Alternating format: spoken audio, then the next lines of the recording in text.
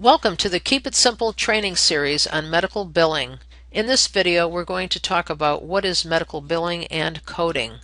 Hi, my name is Janice Humphreys, and if you're interested in anything related to medical billing, please visit our website at medicalbillingguide.com. And if you're on a budget, be sure to sign up for our free email tips that will save you time and money. Just click on the link below this video to sign up. So, what is medical billing and coding? Well, if you're considering a career in medical billing, it's a good idea to understand the difference between medical billing and medical coding before making decisions about education and training.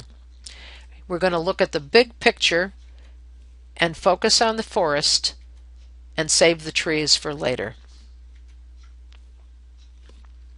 So there's two levels of training in medical billing. You have software training and medical coding education. So let's take a look at the medical billing workflow. It starts here.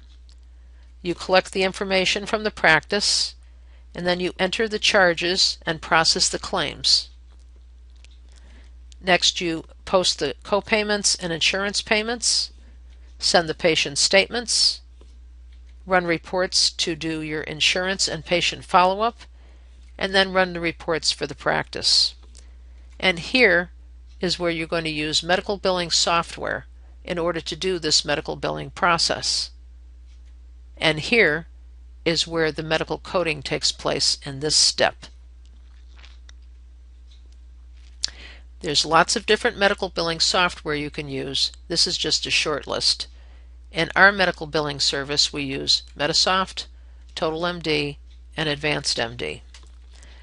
Software comes in various prices, functionality. It can be for the desktop or web-based.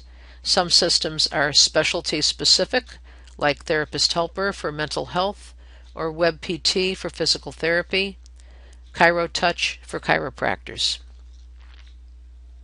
So now let's talk about medical coding. This tells the insurer the story about the patient encounter with the provider.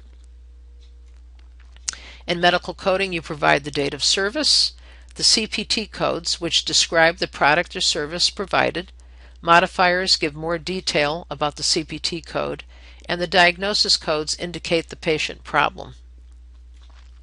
You can use either online coding tools or medical coding books. And there's coding from the Superbill. You would pick these up from the office and they indicate the patient name. The provider would indicate the CPT and diagnosis codes, and you would enter these into your medical billing software and make any suggested changes to the provider, but they would have to approve them. Another way to code is from the chart note, but in order to code from a chart note, you need to be a certified medical coder, which requires special courses and an exam. Do I have to be a certified medical coder? Well, it's helpful but not necessary. In fact, some specialties are relatively easy to bill for. However, having said that, you have to consider the shift from ICD-9 to ICD-10, so the number of diagnosis codes under ICD-9 is 17,000, under ICD-10 is over 140,000. So coding training is important, and the good news is ICD-10 will provide lots of opportunities for medical billers.